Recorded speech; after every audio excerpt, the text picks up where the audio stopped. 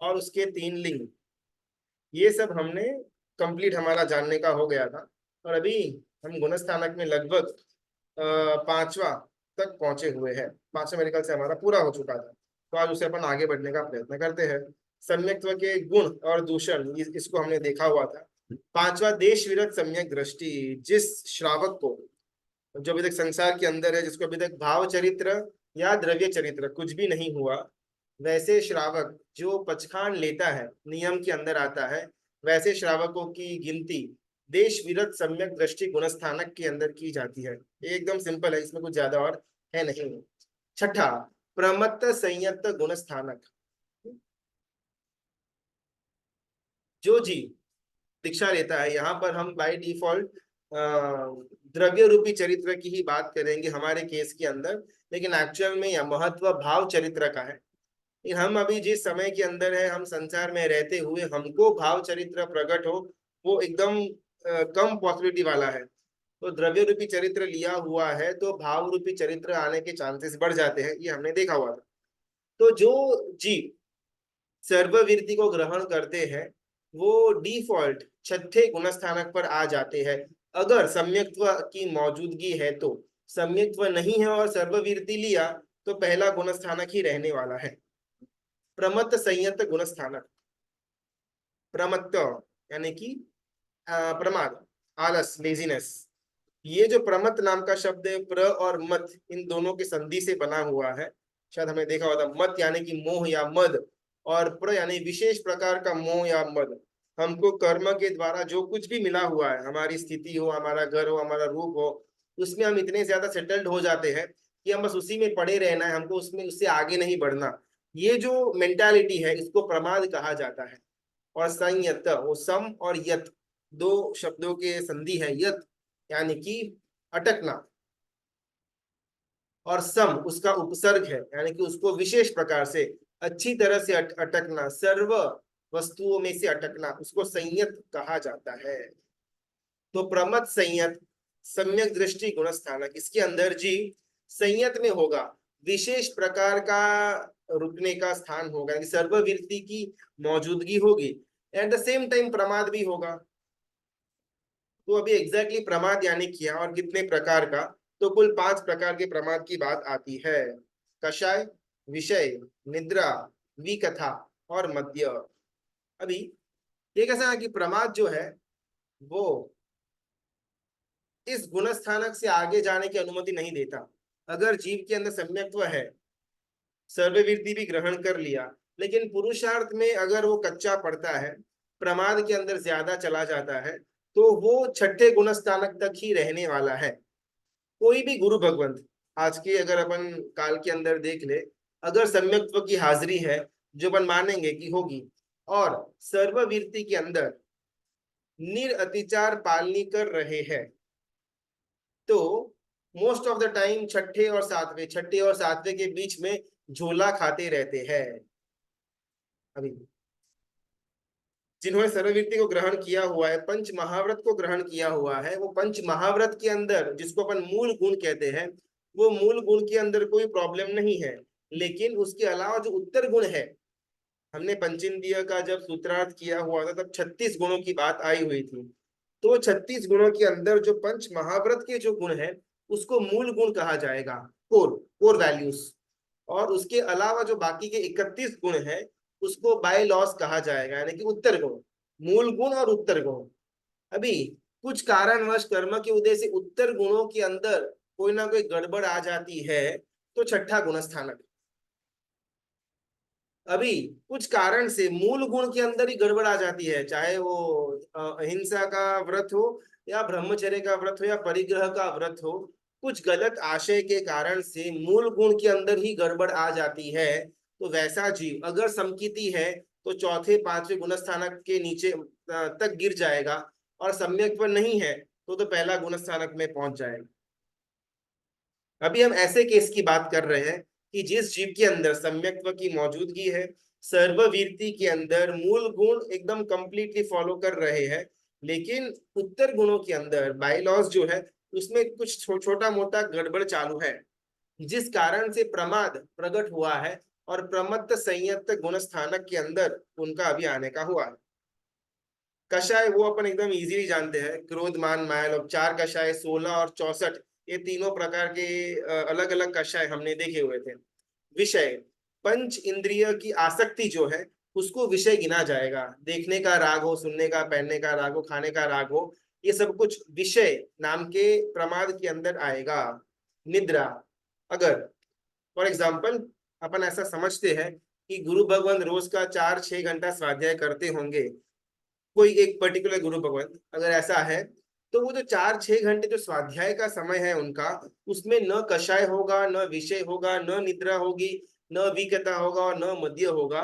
और अगर उस समय सम्यक्त्व की मौजूदगी है, तो वो गुरु भगवान जो 4-6 घंटे तक स्वाध्याय कर रहे थे, वो 4-6 घंटे उनका 7वें गुण स्थानक पर होगा स्थान।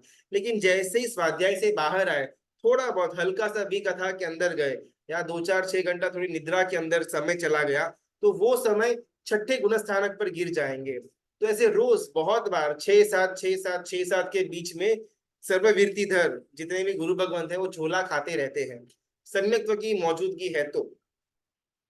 विषय निद्रा, यानी कि नॉर्मल से सोना, चाहे वो रात को सोने का हो या दोपहर को सोने का हो, अगर सर्ववीर्तिधर आराम करते हैं, निद्रा लेते हैं, तो बाय डिफॉल्ट 6ठे गुण स्थानक पर आ जाते हैं। विकथा, राजकथा, भक्त कथा, देश कथा और स्त्री कथा, जो अपन आज की लैंग्वेज के अंदर पंचायती बोलते हैं, उसको सोफिस्टिकेटेड शास्त्रीय भाषा के अंदर विकथा कहा जाता है। जनरली तो कोई गुरु भगवंत विकथा के अंदर नहीं जाएंगे, लेकिन अगर कभी कभार कुछ कारणवश कोई गुरु भगवंत विकथा के अंदर चले जाते हैं, तो उस समय प्रमाद का उनका उदय हुआ और ये प्रमद संयत गुणस्थानक के अंदर आ जाते हैं। और पांचवा मद्य, यानी कि अल्कोहल, दारू। जनरली तो कोई भी गुरु भगवान दारू नहीं पियेंगे, जनरली नहीं, लेकिन कभी भी नहीं पियेंगे, लेकिन ये अनेकांत बात है। कभी कभार दवाई के अंदर अल्कोहल की मात्रा आ जाती है, चाहे वो होम्योपैथिक की दवाई हो या कॉफ सिरप वगैरह हो, उसको वो ग्रहण करते हैं, तो एज सच तो मद्य का सेवन हुआ, लेकिन उसमें प्रमाद का दोष नहीं लगता, बिकॉज वो मद्य जो था वो शरीर के उपचार के लिए लिया हुआ था, कहीं अपने को आनंद लेने के लिए नहीं लिया हुआ था।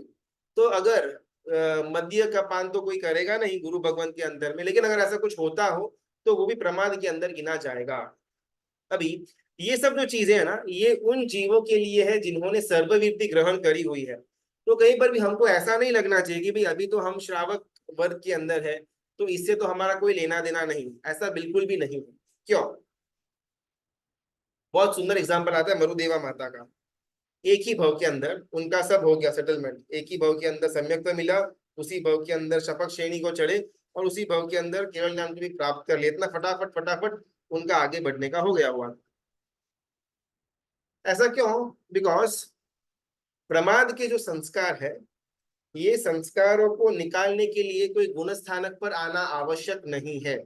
चाहे मैं मिथ्यात्व के अंदर पड़ा हुआ हूं, लेकिन अगर मैंने पुरुषार्थ करके मेरे अंदर रहा हुआ प्रमाद का जो संस्कार है वो निकाल दिया, तो क्या होगा?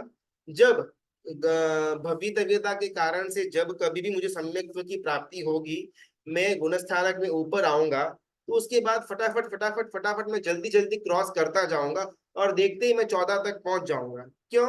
बिकॉज लेटर ऑन आने वाले जितने भी हर्डल्स थे उसको मैंने पहले ही सॉर्ट आउट कर दिया हुआ था। अभी अगर मैं प्रमाद के अंदर जबरदस्त पड़ा हुआ हूँ फॉर एग्जाम्पल, तो क्या होगा? सम्यक तो मौजूद है, लेकिन जबरदस्त प्रमाद भी मेरे अंदर है। तो अगर भवांतर के अंदर मुझे सर्ववीरति मिलेगी, मैं 6ठे गुणस्थानक तक पहुंच तो जाऊंगा, लेकिन फिर वहां से आगे बढ़ने के लिए मुझे जबरदस्त पुरुषार्थ करना पड़ेगा, बिकॉज मेरे आत्मा के ऊपर प्रमाद नाम के कुसंस्कार गिरे हुए थे।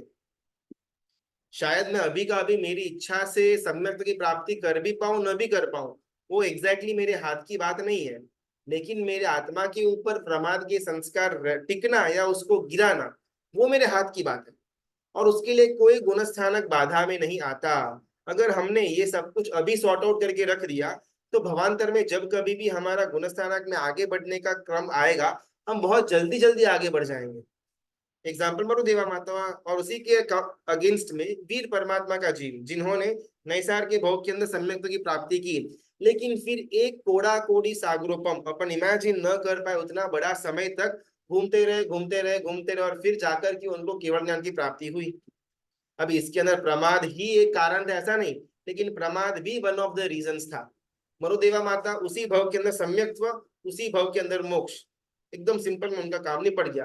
बिकॉज जो भी हर्डल्स थे वो उन्होंने पहले ही अपने पूर्व भवों के अंदर उसका खात्मा कर दिया हुआ था। लेकिन दुर्भाग्यवश हमको कहीं पर भी किसी भी धर्म कथा के अंदर किसी भी सिद्ध परमात्मा हो या अर्यंत परमात्मा हो, उनके सम्यक्त्व के पहले के भवों के बारे में कोई बात हमको पढ़ने में नहीं आएगी। चाहे कोई भी सिद्धात्मा या अर्यंत परमात्मा क्यों न हो, उनका सबसे पहला भव यानी कि सम्यक्त्व का जो भव है वहीं से उनकी जीवन की कथा शुरू होगी। लेकिन आत्मा के ऊपर संस्कार गिरने का काम तो उसके पहले के अनंत भवों से होता आ रहा है। तो भी एग्जैक्टली मरुदेवा माता ने कौन से भव के अंदर ये सारे संस्कारों को जागृत किया हुआ था उसको हम अभी तो नहीं जान पाएंगे, लेकिन इतना अपन क्लियरली जान सकते हैं कि यहाँ पर कर्म सत्ता के अंदर किसी को लॉटरी नहीं लगने वाली। हाँ, सम्यक्त्व मिलने की घटना लॉटरी हो सकती है, लेकिन उसके बाद तो सिर्फ पुरुषार्थ ही प्रधानता के अंदर आएगा। तो जस्ट बिकॉज उनको सम्यक्त्व मिल गया इजीली मरुदेवा माता को, तो फटाफट फटाफट फ्लूक के अंदर ये भी हो गया, ऐसी बात आ नहीं सकती। कहीं ना कहीं पूर्व भवों के अंदर का कोई ना कोई पुरुषार्थ जबरदस्त रहा हुआ होगा जो अभी हमको पढ़ने में नहीं आता, लेकिन वो ये सुसंस्कारों के कारण से ही उनका गुणस्थानक में आगे बढ़ने का फुल स्पीड में हुआ। तो अभी शायद अपन ये प्रमत्त संयत नाम के गुणस्थानक तक न भी पहुंच पाए फॉर सम रीजन, लेकिन यहाँ की जो रिक्वायरमेंट है, यहाँ पर पहुंचने के बाद जो संस्कार जागृत करने हैं, सुसंस्कार, उसका डेवलपमेंट हम इसी भव के अंदर कर सकते हैं।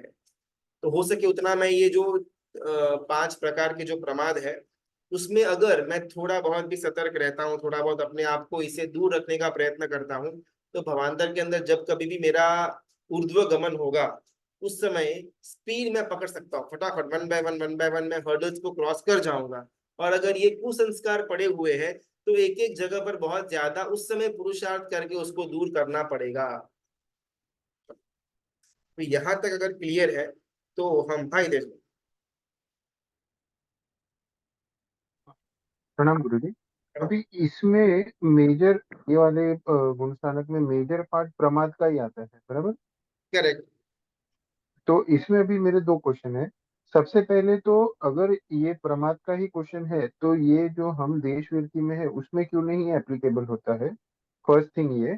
सेकंड थिंग, सभी गुरु भगवान के ऊपर उनके कोई ना कोई गुरु होते ही है, मुनि भगवान के ऊपर गुरु होते हैं, तो उनके लाइफ में फिर प्रमाद कैसे इंपॉर्टेंस रख सकते हैं? मतलब उनके गुरु अगर उनके निश्रा में, गुरु गुरु के निश्रा में ही वो सब चीजें कर रहे हैं तो प्रमाद फिर इसका फिर वो बैठता नहीं है ना वो। चलो, 2 प्रश्न, ठीक है। ये जो प्रमाद नाम का जो दोष है ना वो सिर्फ छठे गुणस्थानक पर ही ये हर्डल की तरह दिखाया हुआ है। चौथे और पांचवे गुणस्थानक के अंदर जहां पर श्रावक का स्थान होगा वहां पर प्रमाद हो भी सकता है, नहीं भी हो सकता है। उन गुणस्थानकों के अंदर देश वीरती का होना या न होना वो हर्डल बाधा की तरह माना गया हुआ है। अगर मेरे पास देश वीरती नहीं है तो चौथा गुणस्थानक, देश वीरती है तो पांचवा गुणस्थानक, वहां पर कहीं भी प्रमाद को एक हर्डल की तरह नहीं रखा हुआ है। Point one. पॉइंट टू, छठे गुणस्थानक के अंदर सर्ववीरती बाय डिफॉल्ट चाहिए। 5 से ऊपर अगर मेरे को आना हो तो भाव चरित्र की मौजूदगी वो आवश्यक बन जाती है। अगर उसके साथ साथ प्रमाद नाम का दोष है तो छठा गुणस्थानक, और सर्ववीरती के साथ साथ अगर प्रमाद नहीं है, अप्रमाद है, तो सातवां गुणस्थानक। ये छठे और सातवें के अंदर प्रमाद का होना या न होना वो इंपॉर्टेंट है। चौथे और पांचवें के अंदर देशवीरती का होना या न होना वो इंपॉर्टेंट है। 1 2 3 के कंपैरिजन के अंदर चौथे गुणस्थानक में सम्यक्त्व का होना वो इंपॉर्टेंट है। तो जैसे हम ऊपर ऊपर ऊपर जाएंगे ना, ऐसे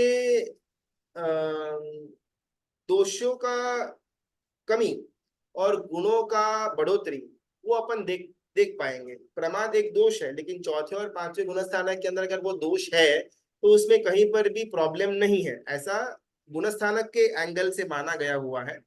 पांचवें और छठे और सातवें के अंदर प्रमाद को एक हर्डल की तरह माना हुआ, ऐसा क्यों? बिकॉज छठा और सातवां जो गुणस्थानक है वो सर्ववीरती का है, यानी कि हर एक जगह से बाउंड्री के अंदर कि प्रमाद के कारण क्या हुआ, कहीं छोटा मोटा गैप आ गया। एक अपन एग्जांपल लेते हैं। एक फार्मर है, उसने समझो कि केसर की खेती कर रहा है या चंदन की खेती कर रहा है। तो ये मालूम है कि चंदन बहुत ज्यादा कॉस्टली है, बहुत लोग उसका स्मगलिंग करते हैं, उसका चोरी वगैरह वगैरह होगा। तो वो फार्मर क्या करेगा, प्रॉपरली चारों और इलेक्ट्रिक फेंसिंग करेगा, ऐसा कुछ ना कुछ उसको बाउंड्री के अंदर रखेगा। अभी कहीं कुछ छोटा सा उसका मिस्टेक हो गया, वहां पर वो जो इलेक्ट्रिक फेंसिंग था उसमें कुछ छोटा मोटा छेद आ गया, तो जंगली पशु प्राणी अंदर आ सकते हैं, उसकी पूरी की पूरी खेती को नष्ट कर सकते हैं। या फिर वीरप्पन जैसे कोई ना कोई स्मगलर अंदर आकर के उसके चंदन के कास्ट को काट करके ले करके जा सकते हैं। अभी देश वीरती में क्या था, चारों तरफ से बाउंड्री नहीं लगाई थी, सिर्फ एक ही तरफ से बाउंड्री लगाई थी, बाकी तीन साइड से तो खुला था। तो उसमें तो कोई भी आकर के जा सकते, उसमें कोई प्रॉब्लम नहीं है। लेकिन सर्ववीरती के अंदर स्पेशली चारों साइड से बाउंड्री की बात आती है। अभी उसमें अगर प्रमाद के कारण से कहीं छोटा सा छेद रह गया, तो उसके कारण से वो बाउंड्री के अंदर जो अध्यात्म की या फिर जो ध्यान की खेती करी हुई थी, वो ध्यान की खेती नष्ट होने के चांसेस बहुत ज्यादा है। इस कारण से वो प्रमाद को वहां पर बहुत ज्यादा इंपॉर्टेंस दिया गया हुआ है। जब श्रावक की बात आती है, तब उसको या तो नो बाउंड्री थी चौथे गुणस्थानक के अंदर, या पांचवे के अंदर देश वीरती थी, यानी कि कुछ एक फिक्स एरिया के अंदर ही बाउंड्री थी, बाकी पूरा बाउंड्री के अंदर नहीं था। तभी उसमें प्रमाद वहां पर रहे या न रहे कोई ज्यादा फर्क नहीं पड़ेगा, बिकॉज तीन साइड तो ऑलरेडी खुली है। तो इस कारण से यहाँ पर छठे गुणस्थानक के जहाँ पर सर्ववीरती की मौजूदगी है, वहां पर प्रमाद का होना वो पूरे चार तरह की साइड की जो फेंसिंग की हुई है उसका पूरा पर्पस डिफीट कर देगा। अगर एक छेद गिर गया तो लुटेरा उसके अंदर आकर के भी चंदन के काश को काट करके ले जाएगा। फिर चार बाजू फेंसिंग करी तो भी क्या, न करी तो भी क्या। तो सर्ववीरती के अंदर ये प्रमाद नाम का जो दोष है, वो कंप्लीटली सर्ववीरती का जो आशय है, उसकी उसका जो बेनिफिट है उसको खत्म कर देता है। इस कारण से ये सर्ववीरती के अंदर प्रमाद को बहुत ज्यादा इंपॉर्टेंस दिया गया है, लेकिन प्रमाद न करना इसको इंपॉर्टेंस दिया गया हुआ है। सेकंड प्रश्न, गुरु के सानिध्य में ही तो शिष्य अपना संयम जीवन को व्यतीत करते हैं, फिर प्रमाद कैसे। अभी ये जो प्रमाद के जितने भी ये है पांच वेराइटीज, ये ना मन के क्षेत्र के हैं। मैं बाहर से एकदम आपको शांत दिखूं, लेकिन मेरे मन के अंदर शायद हितेश भाई के लिए जबरदस्त प्रकार का कषाय चल रहा हुआ हो, शायद आपको मालूम भी ना पड़े। लेकिन मैं जानता हूँ कि मेरे मन के अंदर हितेश भाई के लिए कितना कषाय पड़ा हुआ है। सेम थिंग शायद मेरे गुरु भी, मतलब कोई भी गुरु शिष्य के मन के अंदर क्या चल रहा है इसको एग्जैक्टली नहीं पकड़ पाएंगे। हाँ, विद्वान गुरु है, अनुमान लगा पाएंगे। लेकिन शिष्य पढ़ाई कर रहा है, उस समय भी उसके मन के अंदर कषाय है या नहीं, वो शिष्य खुद ही जान पाएगा। तो ऊपर गुरु बैठे हैं इसका मतलब ये नहीं कि शिष्य के अंदर प्रमाद नहीं आएगा। व्यवहार से वो एकदम ऑक्यूपाइड लगे, लेकिन मन के अंदर विषय कषाय का होना न होना वो बहुत इजी है। और उसको पहचान पाना सिर्फ वो खुद शिष्य ही पहचान पाएगा। जैसे कषाय की बात हुई, वैसा ही विषय की भी बात हुई। अभी मैंने कुछ फॉर एग्जांपल, अगर मैंने दीक्षा ली, मैं मुनि भगवंत बना, मेरे ऊपर मेरे गुरु है, लेकिन अभी गोचरी करते समय कुछ खाने में आया और मुझे उसका स्वाद के अंदर मजा आया। शायद गुरु भगवान को इंस्टेंटली ये मालूम न भी पड़े, लेकिन मैंने वो आनंद ले लिया। गोचरी बिल्कुल निर्दोष गोचरी थी। लेकिन अभी मुझे फॉर एग्जाम्पल आम बहुत पसंद है, आम की सीजन में कोई सहवर्ती गुरु भगवंत आम को वहर करके लेकर के आए और मुझे वो दो पीस खाने में आए। अब आप रे वो दो पीस खा करके मेरे को जो अंदर में आनंद होता है उसका नाम है विषय। तो ये मेरे मन की स्थिति है। मेरे गुरु भगवान पहचान पाए भी या न भी, इसका कोई गारंटी नहीं है। तीसरा निद्रा। अभी गुरु भगवान हमेशा तो 24 घंटे मेरे पर नजर नहीं रख पाएंगे। स्वाध्याय करते करते मुझे 15-20 मिनट का झोंका लग गया, आंख लग गई, डोंट नो। दोपहर को आधा घंटा खाने के बाद थोड़ा ऐसे टेढ़ा हुआ, डोंट नो। सुबह को 4 बजे के बदले 5 बजे या 6 बजे उठा, तो गुरु भगवान शायद 2-3 बार कहेंगे, फिर वो भी कहना बंद कर देंगे। तो वो भी मेरे हाथ की चीज है, निद्रा के अंदर जाना न जाना। विकथा, कोई ऐसे कोई श्रावक श्राविका आए, कुछ धर्म की बातचीत करने के लिए आए, लेकिन फिर धीमे धीमे धीमे टॉपिक डाइवर्ट होते होते संसार की बातों के अंदर गया। कल इंडिया पाकिस्तान की मैच थी, कौन जीता बोलो, और श्रावक बोले साहब क्या मालूम, कल आपको तो क्या जबरदस्त बैटिंग हुई थी, इसने इतने रन मारे उसने उतने रन मारे। गुरु भगवंत के आशय से वो तो भी कथा थी, लेकिन अभी ये सब चीज शायद शायद उनके गुरु को मालूम पड़े या न भी पड़े, तो ये तो मेरे तक ही सीमित रहा। और मद्य ठीक है, वो तो ऑप्शनल के अंदर आएगा, कोई भी गुरु भगवंत दारू लगाने के आशय से तो दारू नहीं ही पियेंगे, तो वो उसको अपन एक्सेप्शनल केस के अंदर गिनते हैं। तो चार टाइप्स के ये जो प्रमाद हुए, उसमें एज अ शिष्य मैं उसके अंदर एक्टिव हो भी सकता हूँ, और मेरे गुरु भगवंत को मालूम भी न पड़े, इसकी पूरी की पूरी प्रोबेबिलिटी है।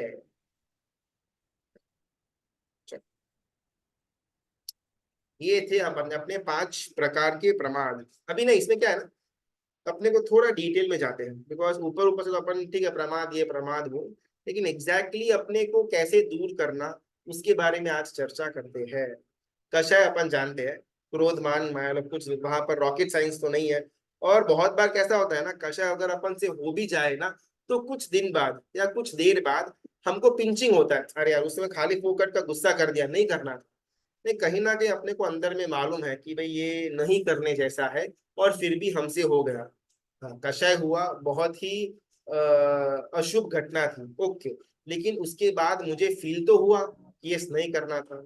हाँ घनश्याम। ये जो अंदर से पिंच हुआ वो आत्मा ही करती है ना, हाँ, कि वो हमारा मन करता है? समझा ये नहीं। अंदर से जो पिंच होता है कि हाँ, ये कषाय नहीं करना था, ऐसा पिंच हुआ, ये हमारी आत्मा ही करती है, ये पुराने संस्कार के कारण आत्मा ही करती है, कषाय भी कि ये आत्मा ही भी करती हमारा है। एक्सटर्नल मन ही करता है? देखो, मन तो एक साधन मात्र है, मन का एज सच इंडिविजुअल कोई रोल प्ले नहीं है। अगर मेरा आत्मा निकल गया और मेरा मन तो यहीं पर रह जाने वाला है, बिकॉज गति गति टू गति मेरा आत्मा घूमेगा, यानी कि मैं घूमूंगा, मेरा मन साथ में नहीं आने वाला, करेक्ट। तो मन का तो इंडिविजुअल तो कोई कैपेसिटी है ही नहीं, मेरा आत्मा उसको पावर करता है मन को, और वो अलग अलग विचारों के अंदर आगे बढ़ता है। अभी कषाय करने वाला भी मेरा आत्मा, कषाय के बाद या कषाय के वक्त पिंचिंग का भाव करने वाला भी मेरा आत्मा। लेकिन कषाय करने के टाइम मेरा आत्मा का वो विभाव दशा थी, यानी कि उस समय मेरा आत्मा कर्मों से गिरा हुआ था, जिस कारण से वो कषाय बाहर निकला। लेकिन जैसे ही कषाय बाहर निकला, कुछ समय बाद या कषाय करने के टाइम भी मेरा आत्मा वापस जागृत हो गया और अपने खुद के स्वभाव में आने का प्रयत्न किया, और आत्मा को लगा कि अरे बाप रे बहुत मिस्टेक हो गई, कषाय नहीं करना था, उसको अपन पिंचिंग बोलेंगे। तो कषाय भी आत्मा से ही आता है, और कषाय के बाद पिंचिंग का भाव भी आत्मा से ही आता है। मन तो एक साधन मात्र है उसको कम्युनिकेशन करने का या उसको डेवलप करने का, लेकिन मूल जो उसका उत्पत्ति का स्थान है वो हमारा आत्मा, यानी कि मैं ही हूँ।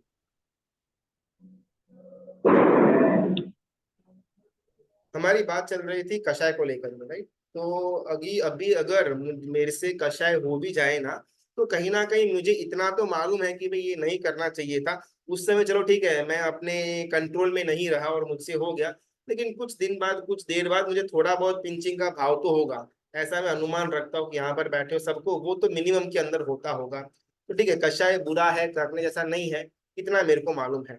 विषय भी कभी कभार देखने के, सुनने के, पहनने के, खाने के वगैरह राग के अंदर मैं फिसल जाता हूँ, लेकिन फिर वापस जब स्वाध्याय के अंदर वगैरह जुड़ता हूँ ना, तो मुझे मालूम पड़ता है कि भी वो सब नहीं करना चाहिए था, और नेक्स्ट टाइम मैं थोड़ा ज्यादा सतर्क रहूंगा। ये भी मैं कंट्रोल के अंदर लेकर के आ सकता हूँ, कुछ ज्यादा डिफिकल्टी वाला काम नहीं है। निद्रा चलो ठीक है, अभी 7 के बजाय 6.5 घंटे करूंगा, 6 घंटे करूंगा, ये मैं ट्राई कर सकता हूँ, और जब जब तपस्या इत्यादि होगी तब ऑटोमेटिकली मेरी निद्रा कम हो जाएगी। हमारा मेन जो विलन है, जो हमारा दुश्मन है, वो है विकथा। क्या होता है ना कि बाकी सारे जितने भी ये प्रमाद के टाइप्स है ना, उसमें कहीं ना कहीं ये बुरे हैं या करने जैसे नहीं है, या करने के बाद पिंचिंग का भाव ये हमको अवश्य होगा। लेकिन वी कथा के अंदर ऐसा कोई कॉन्सेप्ट हमको है ही नहीं। फॉर एग्जाम्पल अगर हम बाहर गए, समझो कि अपन मंदिर गए, मंदिर से अपन रिटर्न आ रहे हैं, और वहां पर 3-4 फ्रेंड्स हमारे खड़े हैं, और वहां पर पंचायती शुरू की, उस समय मुझे वहां पर जो मजा आता है, आ हा, वो आधा घंटा 1 घंटा बैठ करके उसकी बेटी भाग गई, उसका बेटे का ये हुआ, उसका धंधा चौपट, उसको ये उसको वो, और एक एक जो न्यूज मुझे मिलती है उस समय, ओहो अच्छा ऐसा हुआ, इतना जबरदस्त मुझे अंदर में इंटरेस्ट जागृत होता है कि उतना इंटरेस्ट मुझे कभी भी सामयिक या पतिक्रमण या परमात्मा के पूजा दर्शन में आया ही नहीं था। तो प्रॉब्लम भी कथा में ये होता है कि दोष के सेवन के समय या दोष के सेवन के बाद कभी भी ये गलत था, ये नहीं करना चाहिए था, ये भाव वी कथा के संदर्भ में मुझे बहुत कम होता है। बाकी दोषों के अंदर में मुझे खराब भाव आएगा, बाद में नहीं करना था, भूल हो गई, ऐसा चिंतन के अंदर आएगा। Well and good. वी कथा इतना डेंजरस कि ये दोष है, ये नहीं करना चाहिए था, ऐसा कभी भी मैं फील ही नहीं करता। हम भी अगर अपने खुद के इंडिविजुअल घटना के अंदर देखें ना, तो बहुत बार ऐसा हुआ होगा, चाहे फोन की पंचायती हो या व्हाट्सएप ग्रुप पे कोई पंचायत ठोक रहा हो, या हमको बाहर रास्ते में कोई मिले या ऑफिस के अंदर पंचायती चल रही हो, हमको इसमें न जाने क्यों इतना जबरदस्त हमेशा इसके अंदर एक अट्रैक्शन होता है कि कहीं कोई न्यूज मुझसे छूटनी नहीं चाहिए। अगर कुछ बड़ा हुआ मेरे इर्द गिर्द या मेरे फ्रेंड सर्कल में या मेरे शहर में, तो मुझे मालूम होना ही चाहिए। और मालूम करने के बाद थोड़ा बहुत मिर्च मसाला डालें या न डालें, लेकिन हमारा ब्रॉडकास्टिंग शुरू हो जाता है। ये सब कुछ वी कथा के अंतर्गत आएगा। और ये ना छुपा हुआ है, बोलना है तो बोल सकते हो, हाँ ठीक है। और ये ना छुपा हुआ दोष है, जो दोष सामने नजर में आएगा ना, उसको खत्म करना बहुत इजी है। अगर सामने कोई मिलिट्री हो ना, military soldier to soldier fighting करना बहुत इजी है। लेकिन छुपा हुआ दुश्मन, टेररिस्ट इत्यादि, जो भेष बदल करके कंट्री के अंदर दाखिला दे करके फिर बहुत बड़े पैमाने पर तबाही करते हैं, वैसे जो छुपे हुए चोर है, छुपे हुए दुश्मन है, उनको ढूंढ करके मारना वो बहुत डिफिकल्ट हो जाता है। जो ओपनली आर्मी के अंदर है, पाकिस्तान की आर्मी है, इंडिया की आर्मी है, मालूम है कि ये पाकिस्तान की आर्मी वाला, ओपनली उसको शूट आउट करना या उनको पीछे हटाना वो कंपैरेटिवली इजी है। जो छुप कर के अंदर प्रवेश कर जाते हैं, उनको ढूंढ के बाहर निकालना बहुत डिफिकल्ट। और ये भी कथा वो टेररिस्ट जैसा है, छुप कर के अंदर आ जाता है और फिर हमको मजा भी दिलाता है वो। हाँ क्या हुआ, क्या बात है। जस्ट सोचिए कि अगर अपन 4-5 दिन तक फॉर एग्जांपल मंदिर नहीं गए, अपन कुछ बाहर थे, कुछ काम से हमारा बारगांव वगैरह टूरिज्म का हुआ था, और समझो कि वही 5-6 दिन में कुछ बहुत बड़ी घटना हमारे संघ के अंदर या हमारे फ्रेंड सर्कल के अंदर हुई, किसी की ने भाग के शादी कर लिया, किसी का कुछ हो गया, ऐसा एकदम बड़ा वाला न्यूज, और हमको फॉर एग्जांपल मालूम नहीं था। 5-6 दिन निकल गए, हम वापस शहर में आए, और हमको कोई हमारे 2-4 लपंडर लोग मिले, दोस्त मिले, और उन लोगों ने हमको बातें करनी शुरू की। अरे तू जानता है वो उसकी बेटी थी, गई। और फिर उस समय मेरे को जो अरे बाप रे, क्या बात कर रहे, कैसे गई, कब गई, कहाँ गई, किसके साथ गई, पूरी की पूरी डिटेल्स जानने की मेरे अंदर जो उत्सुकता होती है, उसको मैं वी कथा कहूंगा। ये इतनी डेंजरस है वी कथा कि ये हाईलाइट नहीं होती है, एक। और दूसरा, इसको दूर कर पाना बहुत डिफिकल्ट है। विषय कषाय निद्रा वगैरह के अंदर ना मैं थोड़ा बहुत पुरुषार्थ करूंगा, मैं कंट्रोल कर लूंगा, मेरे क्रोध को मैं कंट्रोल कर लूंगा अगर थोड़ा बहुत पुरुषार्थ करूंगा तो। विषयासक्ति को भी अपन उपवास द्वारा, आयम्बिल द्वारा एक आधा 2 दिन के लिए भी कंट्रोल कर लेते हैं। चलो लॉन्ग टर्म नहीं होता है, लेकिन शॉर्ट टर्म के लिए पॉसिबल तो है। निद्रा भी जब अपन तपश्चर्या इत्यादि के अंदर रहेंगे, तब निद्रा ऑटोमेटिकली 1-2 घंटा रूटीन से कम हो जाएगी। लेकिन वी कथा ऐसी बात है कि जो कभी कम होती ही नहीं। आधा घंटा बैठ करके भी अगर हमने पंचायती ठोकी, फिर भी हमको कम ही लगता है। अरे बाप रे, आधा घंटा निकल गया, अभी तो कितनी सारी बातें करनी बाकी रह गई वो। तो ये है पावर वी कथा का, जो हमको नीचे दबा करके रखता है, कभी भी इससे ऊपर आने नहीं देता, छठे गुणस्थानक से ऊपर। हमने संसार का त्याग कर दिया, सर्ववीरति ग्रहण कर ली, 36 गुणों के अंदर अपन आगे बढ़ने का प्रयत्न कर रहे हैं। हमने हमारा घर को छोड़ा, सुख सुविधाओं को छोड़ा, नाम बदला, वेश बदला, बाल नोच कर रहे हैं, एकदम सुंदर हम सब कुछ कर रहे हैं सर्ववीरति के अंदर। लेकिन फिर भी अगर ये एक दोष भी पड़ा हुआ है वी कथा का, ये एक दोष हमारा समग्र मोक्ष मार्ग के ऊपर ब्रेक लगा देता है। उस स्टेज में जाकर के वो ब्रेक लगे, इससे बेटर है कि हम अभी से ये दोष को थोड़ा थोड़ा थोड़ा करके दूर करना शुरू कर दे, ताकि जब वो स्टेज आए सर्ववीरति का, उस समय हमारा ज्यादा प्रॉब्लम ये प्रमाद कर न पाए। अभी अपन जानते हैं कि एग्जैक्टली वी कथा के अंदर हमारा मन जाता कैसे है, और उसको स्टॉप कैसे करना। खड्डा है वो तो मालूम पड़ा, लेकिन खड्डे से बाहर कैसे आना वो बहुत इंपॉर्टेंट है, या फिर खड्डा अवॉइड कैसे करना वो ज्यादा मायने रखता है जानने का। तो वी कथा के लिए ना हमारे यहाँ पर अपन 2 कॉन्सेप्ट को समझते हैं, आर्त ध्यान और रौद्र ध्यान, नाम सुना सुना हुआ रहेगा, लेकिन एग्जैक्टली में इसकी डेफिनेशंस और इसके टाइप्स शायद हमको मालूम न भी हो।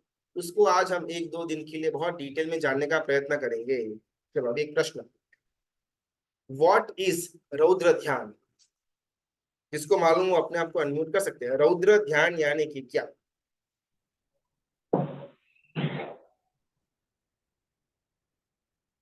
तो अपना नहीं है, कोई प्रवचन तो नहीं है, अपना तो स्वाध्याय है, तो टू वे रहेगा। हाँ, जिनको बोलना है बोल सकते हैं। व्हाट इज रौद्र ध्यान? रौद्र ध्यान में, आर्थ ध्यान में तो नॉर्मल चीजों के बारे में, सांसारिक चीजों के बारे में सोचना, और रौद्र ध्यान में जैसे मतलब गुस्से के साथ, किसी के साथ इंटेंसिटी के साथ, किसी चीज के लिए सोचना, किसी के बदले का सोचना, किसी का बुरा करने का सोचना, या कोई ऐसी पुरानी घटना हो गई उसके बारे में सोचना, दैट इज रौद्र ध्यान। ओके, बहुत अच्छा इन्होंने एक्सप्लेन किया। किसी और को भी अगर अपना गुरुजी, बोलना हो व्हाट इज रौद्र ध्यान, तो अपने आप को अनम्यूट करके बोल सकते हैं। बिकॉज कुछ नया कॉन्सेप्ट तो नहीं है। ज्यादा दिन तक शोक में रहना। ज्यादा, प्रणाम गुरुजी। हाँ, घर पे अगर कोई गुजर गया है तो ज्यादा दिन तक शोक में रहना। हम्म, ज्यादा शोक में रहना, बस हेलो। वही रौद्र ध्यान है, और कुछ नहीं। मन की मन की परिस्थिति, मतलब संसार के अलावा। यार, आपका वॉइस चला गया है, म्यूट हो गए।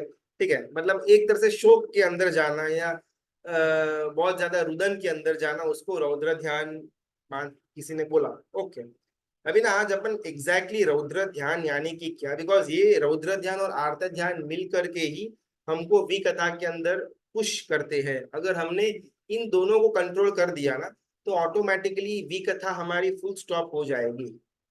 चलो अभी अपन समझते हैं एग्जैक्टली रौद्र ध्यान यानी कि क्या। रौद्र ध्यान दो शब्दों से बना हुआ है, रौद्र और ध्यान। रौद्र यानी कि गुस्सा, या एकदम अति क्रोध वाला, अतिशय क्रोध, नॉर्मल आलतू फालतू वाला क्रोध नहीं, एकदम अतिशय वाला क्रोध, उसको अपन रौद्र बोलते हैं, रौद्र स्वरूप रौद्र। और ध्यान यानी कि एकाग्र चित्त, किसी भी वस्तु के ऊपर, तत्व के ऊपर, घटना के ऊपर या इंसान के ऊपर अगर मेरा फोकस आ जाता है, उसको मैं ध्यान कहूंगा। जनरली हम ध्यान को पॉजिटिव के अंदर लेकर के जाते हैं, लेकिन अगर मुझे पूरा का पूरा टाइम पैसे के बारे में ही विचार आते रहे कि कहाँ पर इन्वेस्टमेंट करूँ, कहाँ पर किसको देना है, कितना इंटरेस्ट मिलेगा, कितना मार्जिन मेरे को कमाने, अगर पूरा टाइम मेरे दिमाग के अंदर पैसे कमाने के लिए अगर ये चिंतन चलता रहे, तो उसको भी ध्यान ही कहा जाएगा, लेकिन वो दुर्ध्यान के अंदर आएगा। तो एज सच ध्यान का मतलब होता है किसी भी वस्तु या चीज या तत्व या इंसान के ऊपर फोकस्ड रहना, उसको ध्यान कहेंगे। तो एज सच रौद्र ध्यान का मतलब हुआ कि अतिशय गुस्से विथ फोकस हमारे दिमाग के अंदर आना। लेकिन ये उसकी आधी अधूरी डेफिनेशंस है। उसके जो चार अलग अलग टाइप्स है रौद्र ध्यान के, उसको एक बार जानेंगे ना तो अपने को लगेगा कि शायद अपना मेजोरिटी ऑफ द टाइम तो इसी के अंदर जाता है। इसका एक बहुत बड़ा ड्रॉबैक ये रौद्र ध्यान का, कि अगर दुर्भाग्यवश मेरा रौद्र ध्यान के समय के अंदर आयुष्य का कर्मबंध अगर हुआ, तो मेरी नरक निश्चित है, confirmed, nobody can save me. मैंने आगे मस्त धर्म किया, जीवन के आगे, जीवन के पिछले भाग में भी धर्म मस्त किया, बीच में कुछ गड़बड़ का टाइम आया फॉर एग्जाम्पल, और उसी समय मेरा रौद्र ध्यान चल रहा था, और अनफॉर्चुनेटली उस समय अगर मेरा आयुष्य का बंद हो जाता है, गया 12 के बाद डायरेक्ट नरक के अंदर ट्रांसफर। रौद्र ध्यान के अंदर अगर रहा हुआ जीव बहुत बहुत ज्यादा दुर्गतियों की परंपरा के अंदर जाने का निमित्त बन जाता है। तो अगर हम ज्यादा कुछ धर्म ध्यान वगैरह के अंदर न भी जा पाए एक पॉइंट के लिए, एटलीस्ट रौद्र ध्यान के अंदर तो नहीं ही रहना, इतना हमारा पुरुषार्थ अवश्य में होना चाहिए। सबसे पहला प्रकार आएगा रौद्र ध्यान का, हिंसानुबंधी, यानी कि हिंसा करने के लिए, हिंसा की प्लानिंग के अंदर, या हिंसा करते समय, या हिंसा करने के बाद जो मेरे मन के अंदर हिंसा को लेकर के विचार चलता रहे उसको हिंसानुबंधी रौद्र ध्यान कहा जाएगा। अभी यहाँ पर ना हर एक के अंदर अनुबंध है, बंध की बात नहीं आती है। कोई भी क्रिया या कर्म करते समय बंध होगा। क्रिया करने के पूर्व में या क्रिया करने के फ्यूचर में, क्रिया करने के बाद जो हमारी मन की स्थिति होगी उसको अनुबंध कहा जाएगा।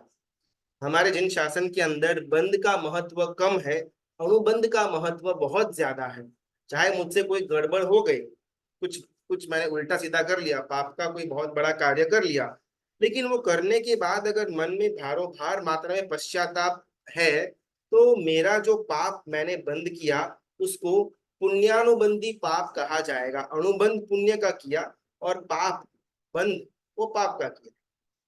तो हमारे यहाँ पर हमेशा अनुबंध का महत्व ज्यादा कंपेयर टू बंद। कोई भी क्रिया अच्छी हो या बुरी हो, वो हो जाए उसमें कोई प्रॉब्लम नहीं है, लेकिन क्रिया हो जाने के बाद मैं शुभता के अंदर रहूं, ये बहुत ज्यादा आवश्यक है। हिंसानुबंधी अभी अपने को लगे कि यार अपन तो कहाँ ज्यादा हिंसा विंसा तो कुछ अपन करते नहीं है, जिन शासन के अंदर आए हुए हैं तो कभी नॉन वेज वगैरह या मच्छर वच्छर को मारना वो प्रकार की हिंसा तो हमसे होती ही नहीं होगी, उसको एक बार साइड में रखते हैं। लेकिन सिर्फ वो ही हिंसा नहीं है। हमने फॉर एग्जाम्पल केजीएफ देखा, उसके अंदर हीरो गन लेके आता है और dish dish dish dish dish dish dish dish dish पूरा का पूरा सामने वाले को तबाह कर देता है। चाहे वो पुलिस स्टेशन वाला सीन हो या संजय दत्त खड़ा है उनकी पार्टी के साथ उनको शूट आउट करने का सीन हो, वो देखने के टाइम ना मन में क्या वाह हा हा हा मस्त स्क्रीन पे ले लिया हुआ है, क्या सेटिंग, ऐसा एक्शन तो मैंने जीवन में कभी नहीं देखा। मैंने क्या किया, जानते या अजानते हुए भी मैंने हिंसा की अनुमोदना की। मालूम है सब ड्रामा है, रियल में कोई किसी को गोली नहीं मार रहा, लेकिन इसके कारण से मेरे अंदर हिंसा के संस्कार जागृत हुए और मुझे वो अच्छे भी लगे। खाली फोकट में हमारा बिल फट रहा है यहाँ पर इंसानोबंदी के अंदर। सिर्फ ये मूवीज तक सीमित नहीं है, लेकिन आज की जो जनरेशन है जो बहुत ज्यादा वीडियो गेम्स के अंदर है, वो कॉल ऑफ ड्यूटी हो या ब्लैक ऑप्स हो या प्रिंस ऑफ पर्शिया, क्या क्या अलग अलग नाम आते हैं, पबजी वगैरह, जिसके अंदर सिर्फ सामने वाले को उड़ाने की बात हो, इसके कारण से बहुत छोटी उम्र के अंदर से ही बच्चों के अंदर ये हिंसा के स्वभाव आ जाते हैं, जिस कारण से रियल लाइफ में भी अगर ऐसा कुछ हिंसा की घटना घटे तो उनको कोई ज्यादा संवेदना फील होती ही नहीं है, बिकॉज ऑलरेडी वो इतने हजारों लोगों को वीडियो गेम के अंदर मार चुके हैं कि रियल लाइफ में अगर कोई मर रहा हो या किसी को मारना भी पड़े कुछ ज्यादा उनको मन के अंदर संवेदना या मानवता होती ही नहीं है। हिंसानुबंधी रौद्र ध्यान। अभी प्रॉब्लम क्या हुआ ना, मैंने केजीएफ देखा ऐसा, ठीक है, तो उसके अंदर जो हिंसा का सीन आया उससे मैं इतना जबरदस्त आवर्जित हो चुका हुआ था, या एनिमल मूवी के अंदर के जितने भी हिंसा के सीन्स थे वो मेरे दिमाग में इतने जबरदस्त छाप पड़ चुकी हुई है कि कभी भी अगर मैं फ्री भी बैठा होऊंगा या उसके रिलेशन का अगर कोई भी घटना हो तो तुरंत से मेरे मन के अंदर से वो सीन्स वापस मेमोरी में आ जाएंगे, बिकॉज मैंने वो जो पिक्चर थी बहुत ध्यान से देखी हुई थी और अभी मेरा इम्प्रिंट मतलब वो हिंसा का इम्प्रिंट मुझे लग चुका हुआ है। और ये जो इम्प्रिंट है उसको अपन संस्कार बोलेंगे।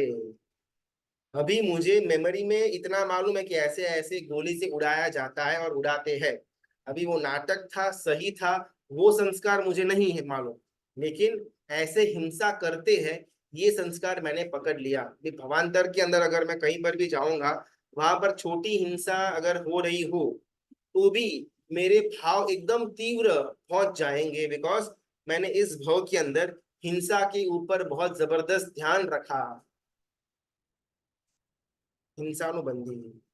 और अगर ऐसे समय में जब हमारा हिंसा के दृश्य चल रहे हुए हो या फिर वो पिक्चर के बारे में मेरा मेमोरी में रिकलेक्शन चल रहा हुआ हो और उस समय अगर आयुष्य का बंद हुआ, गए सीधा डायरेक्ट नरक के अंदर, कोई छोटा मोटा दुर्गति नहीं, डायरेक्ट नरक। बहुत डेंजरस है आज के जमाने के अंदर। हमारे पास कौन सा ऐसा साधन जहां पर हिंसा नहीं है? सोशल मीडिया देखो तो लोगों के भावों की हिंसा, मूवी देखो तो एकदम वाहियात एक्शन के द्वारा बस हिंसा हिंसा। जितना ज्यादा खून दिखाओ स्क्रीन के ऊपर उतनी अच्छी मूवी चलती है। अगर एक्शन कम है, खून कम है, तो पिक्चर चलने वाली है ही नहीं। वीडियो गेम के अंदर जितना बड़ा धमाका दो, जितने नए नए एम्यूनिशंस दो, जितने ज्यादा लोग दो मारने के लिए, उतनी ज्यादा अच्छी तरह से गेम आगे बढ़ती है। आज लोगों के अंदर भी हिंसा के लिए एक जो पहले एक मानवता का थोड़ा बहुत भी गुण था, आज कंप्लीटली वो नेस्तनाबूद हो चुका हुआ है। आज से लगभग 20 25 30 साल पहले भी ना मूवीज के अंदर इतनी हिंसा नहीं दिखाई जाती थी। कहीं से कोई गोली मारता था, फिर अचानक से कैमरा घूम करके ऐसे आता और उसको मालूम पड़ता वो अच्छा यहाँ पर लगी हुई है और वो मर गया।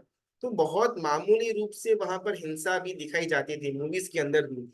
लेकिन जैसे आगे आगे टाइम बढ़ा, वो छोटी छोटी हिंसा लोग देखते गए, उससे मन के अंदर हिंसा के लिए भाव बढ़ा। धीमे धीमे धीमे मूवीज वालों ने हिंसा ज्यादा दिखानी शुरू कर दी, लोगों ने वो देखी, फिर धीमे धीमे लोगों के मन के अंदर भी हिंसा का भाव बढ़ा। और अभी तो ऐसा स्टेज आ चुका है कि 2.5 घंटे की मूवी के अंदर 1.25 घंटा सिर्फ और सिर्फ हिंसा होती है, और वैसी मूवीज जबरदस्त हिट भी होती है। हम यहाँ पर किसी भी मूवी का बचाव या उनको गलत ठहराने का काम नहीं कर रहे हैं, लेकिन हिंसा के तत्व देखने के द्वारा मेरे मन के अंदर कितने जबरदस्त कुसंस्कार गिरते हैं, ये हमको खुद को भी मालूम नहीं पड़ता। और ये संस्कार सिर्फ 1 2 साल तक सीमित नहीं रहने वाले, इस भव तक भी सीमित नहीं रहने वाले। भवांतर में हम यही संस्कार को लेकर के जाने वाले हैं। फिर चाहे हम तिर्यंश के अंदर जाए या नरक के अंदर जाए या देवलोक के अंदर जाए, ये हिंसा का संस्कार अगर साथ में होगा तो वहां पर भी हम खून खराबा ही करते रहेंगे। इसको बोला जाता है हिंसानुबंधी रौद्र ध्यान। शायद आज के जमाने के अंदर इसको इतना लाइटली हमने एक्सेप्ट भी कर लिया हुआ है कि ये रौद्र ध्यान हमारा भव नहीं लेकिन भवांतर बिगाड़ रहा है, ये बात भी हमको सोच में नहीं आती। तो एटलीस्ट ये जानने के बाद थोड़ा बहुत हम डिस्टेंसिंग करें एक्शन के साथ या हिंसा के साथ, वो एक हमारा परिवर्तन का पहला स्टेप होगा। सेकेंड प्रकार का रौद्र ध्यान, वृषानुबंधी रौद्र ध्यान। इसके अंदर 2 अलग अलग वेराइटीज आएगी, असत्य भाषा और मिथ्या भाषा। अपन जो गाली गलौज करते हैं ना, इसको ये मृषानुबंधी के अंदर असत्य भाषा के अंदर गिना गया हुआ है। अपन छोटा मोटा कुत्ता साला वगैरह इडियट बोलते हैं, वो तो है ही है, लेकिन उससे भी जो बड़ी वाली गालियां है जो हमको मालूम है कौन सी है, अपन शायद मन में भी आती रहेगी, और अपन डेली या रूटीन में उसको हमारे साथ फ्रेंड्स वगैरह हो या ऑफिस के अंदर यूज भी करते होंगे। वो गालियों के द्वारा असत्य भाषा हुई, बिकॉज वो जो बड़ी बड़ी गालियां है उसका बहुत बार हम अर्थ को समझे बिना या वो वर्ड क्या कन्वे करता है उसको बराबर हम क्लैरिटी में लाए बिना सामने वाले को वो वर्ड ठोक देते हैं। अभी सामने वाला इंसान ऑब्वियसली हमने उसको जो गाली दी हुई है वैसा बिल्कुल भी नहीं है, लेकिन फिर भी हमने उसको वो गाली ठोकी, इसको बोला जाएगा असत्य भाषा। और ये भी रौद्र ध्यान का ही एक प्रकार है। हमको लगता है कि फ्रेंड्स में तो क्या है, अपन हंसी मजाक में भी गालियां बोलते रहते हैं, भले गाली बोली गई हंसी मजाक के अंदर, लेकिन हमारे अंदर वो रौद्र ध्यान का ही संस्कार जन्मा रही है। तो भवांतर के अंदर भी ये सारी गाली वाले जो मीनिंग्स है, जो उसके बुरे मीनिंग्स है, वैसा आचरण मेरा भी हो सकता है, असत्य भाषा। और सेकेंड डेंजर है मिथ्या भाषा। इसमें कैसा है ना, हमने एक झूठ बोला, ठीक है, अभी वो एक झूठ को बचाने के लिए हमको पूरा एक झूठ का एक साम्राज्य खड़ा करना पड़ता है, और एक झूठ को बचाने के लिए अलग अलग अलग अलग झूठ सोचने की जो कला है उसको रौद्र ध्यान कहा गया हुआ है। फॉर एग्जाम्पल, एक लाइव घटना हुई थी कुछ साल पहले बॉम्बे के अंदर, बहुत ही जैन प्रतिष्ठित परिवार, लगभग 7 से 8 हजार करोड़ की वो पार्टी, ठीक है, उनका इकलौता बेटा था, है अभी भी है। तो वो जब नवविवान वय का हुआ तब उनके घर वालों ने सोचा कि भाई अभी इसकी शादी करने का उम्र हो चुका है, तो इतना प्रतिष्ठित परिवार था तो उन्हें सब जगह पर उनके बेटे की बात करके रखी हुई थी कि अगर आपके ध्यान में कोई उचित जैन स्त्री लड़की हो, युवती हो, तो आप हमको बताना। अभी वो युवान ने 133 लड़कियों को देखा शादी करने के एंगल से। हर एक बार लड़की को मिलने जाता वो, साथ में परिवार शायद जाता होगा, और वो लड़का वापिस आकर के कुछ ना कुछ कहानी बना करके वो लड़की को रिजेक्ट कर देता। ऐसा एक लड़की 10 20 25 50 100 120 133 लड़कियां उसने रिजेक्ट कर दी। अभी वो जो पिता था वो युवान का, ऑब्वियसली उनको भी मालूम तो पड़ेगा कि भाई यहाँ पर कुछ तो गड़बड़ चल रही है। बेटों को बुलाया कि प्रॉब्लम क्या है। 133 लड़कियां हमने देख ली हुई है, क्या एक भी अच्छी नहीं लगी, प्रॉब्लम कहाँ पर आ रही है। और तब जाकर के वो लड़का बोलता है कि मेरा किसी लड़की के साथ अफेयर चल रहा है, और मैं अगर शादी करूंगा तो उसके साथ ही करूंगा। ये बात पहले भी मैंने आपको हिंट दी हुई थी, लेकिन आपने उस टाइम उसको एकदम लाइटली में ले लिया हुआ था। अगर आप मेरी शादी करवाना चाहते हो तो वो लड़की के साथ ही होगी जिसके साथ मैं प्रेम करता हूँ, वरना मैं शादी नहीं करूंगा। अभी क्या हुआ, ये लड़के ने अपना वो जो एक सच था छुपाने के लिए, अफेयर वाला, या जो उसको झूठ की तरह मेंटेन करना था, उसके लिए उसने इतने सारे झूठ बोले वो 133 लड़कियों के लिए। उसके कारण क्या हुआ, वो 133 लड़कियों के बारे में उसने झूठ बोला कि कोई किसी का बाहर अफेयर चल रहा है, कोई ड्रग्स लेती है, कोई रात को सिगरेट पीता है, कोई ये करते, कोई वो करते, ऐसा अलग अलग अलग अलग सबके बारे में कुछ ना कुछ झूठ बोला घर के अंदर। अभी जाहिर सी बात है, इतना बढ़िया उनका घराना है, उनसे अगर 133 लड़कियां रिजेक्ट हुई है तो कुछ लड़कियों की जो बात है वो बाहर तो आई हुई रहेगी। अच्छा, आपका बेटा मिलकर आया तो लड़की के अंदर प्रॉब्लम क्या था, अरे हमारे बेटे ने तो बोला कि भाई वो लड़की तो दारू पीती है। तो क्या हुआ, वो लड़की का भी पूरा का पूरा सम्मान गया, वो लड़की के परिवार का भी सम्मान गया। वो लड़के ने अपना एक सच को छुपाने के लिए 133 लड़कियों को का चरित्र कंप्लीटली धूल में डाल दिया, और उनके परिवार को शर्मिंदगी हो ऐसा स्टेटमेंट बाहर दिया। ये सत्य घटना है। एक झूठ को छुपाने, मतलब एक झूठ को बरकरार रखने के लिए, एक सच को छुपाने के लिए पूरे झूठ की हम फौज खड़ी कर देते हैं। और ये ना अपने आप रातों रात नहीं होगा। हम भी बहुत एक्सपीरियंस है, हम भी समझ सकते हैं कि अगर हमने कोई एक जगह पर झूठ बोला हुआ है तो वहां पर कौन सी जगह से सच बाहर आ सकता है, उसके लिए क्या क्या मुझे टैकल करना पड़ेगा, सब हमारे मन के अंदर ये कैलकुलेशंस चलते रहते हैं। और ये जिस टाइम चलते हैं उसको रौद्र ध्यान कहा गया हुआ है। हम चाहे एक झूठ को बचाने के लिए 10 झूठ बोले या न बोले, वो ही मटेरियल है, लेकिन हमने झूठ को बचाने के लिए जो मन के अंदर पूरा का पूरा हमारी कला को बिखेर करके रखा हुआ है। अगर मैंने उसको बोला फॉर एग्जाम्पल कि मैंने जीवन में ये बीटेक की डिग्री, बीई की डिग्री ली हुई है, अभी अगर वो कॉलेज में जाकर के पूछेगा तो वहां पर कुछ सेटिंग करना पड़ेगा। फेसबुक की प्रोफाइल के अंदर तो मेरा बीकॉम का है, वहां पर चेंज करना पड़ेगा। मेरे फ्रेंड सर्कल को बोलना पड़ेगा कि भाई मैंने बीई किया हुआ है। कहीं से मेरे एम्प्लॉय के द्वारा, मेरे एम्प्लॉयर के द्वारा किसी को मालूम न पड़ जाए, वो ध्यान रखना पड़ेगा।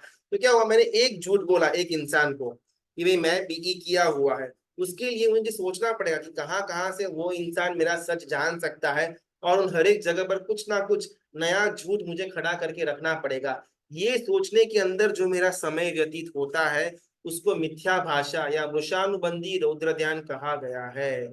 उस समय अगर मेरा आयुष्य का बंद हुआ गया, ज्यादातर ना हमको ऐसा लगता है कि सिर्फ गुस्सा का ही डायरेक्ट रिलेशन रौद्र ध्यान के साथ है, लेकिन ऐसा नहीं है। जहां जहां पर ये चार वस्तुएं होगी वहां वहां पर ये रौद्र ध्यान का दोष हमको लगेगा। आज समय हुआ, एक 2 मिनट अपन ले लेते हैं आखिरी। स्तेयानुबंधी जान करके अपन स्टॉप करते हैं। स्तेयानुबंधी यानी कि चोरी करने के एंगल से जो हमारे मन के अंदर ध्यान चलता हो उसको स्तेयानुबंधी कहा जाएगा। अभी आजकल क्या ना, अपन सब एकदम व्हाइट कॉलर है, अपन कोई बैंक में मनी हाइस्ट की तरह डाका तो नहीं डालने वाले।